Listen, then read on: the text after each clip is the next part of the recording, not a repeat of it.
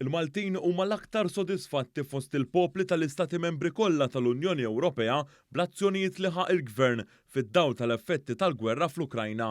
Dan ħareġ minn stħarriġ tal-Eurobarometru li sar fl-aħħar ġimgħa ta' Novembru u li ġie ppubblikat il-ġimgħa li analizza l-impatt tal-prezzijiet tal-enerġija fuq il-pajjiżi membri tal-Unjoni Ewropea.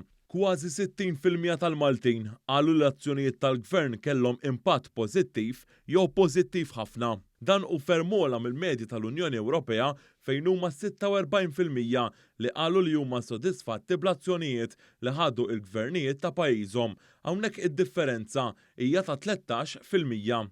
F'dan l-Eurobarometru ħareġ li r-rata ta' pajjiżna tisboq sew ir-rata ta' pajjiżi fl-Unjoni Ewropea li huma ferm akbar minn Malta, fosthom il-Ġermanja, Franza u l-Italja.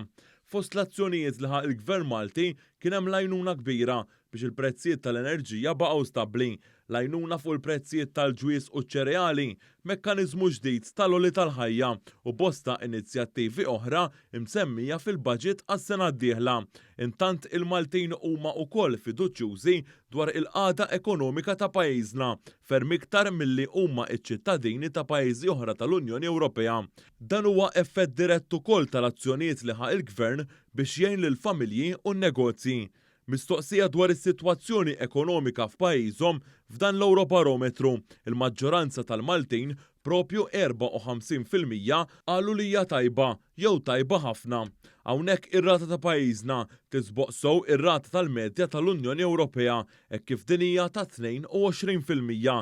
Dan ifisser differenza ta' 32%. Dan ir-riżultat ipoġġi lil Malta fost l-aqwa 3 pajjiżi fost l-Istati membri kollha tal-Unjoni Ewropea. L-istess huwa il-każ meta id-domanda saret fuq il-qagħda personali, hekk kif 65% tal-Maltin qalu li l-qagħda personali tagħhom hi tajba jew tajba ħafna.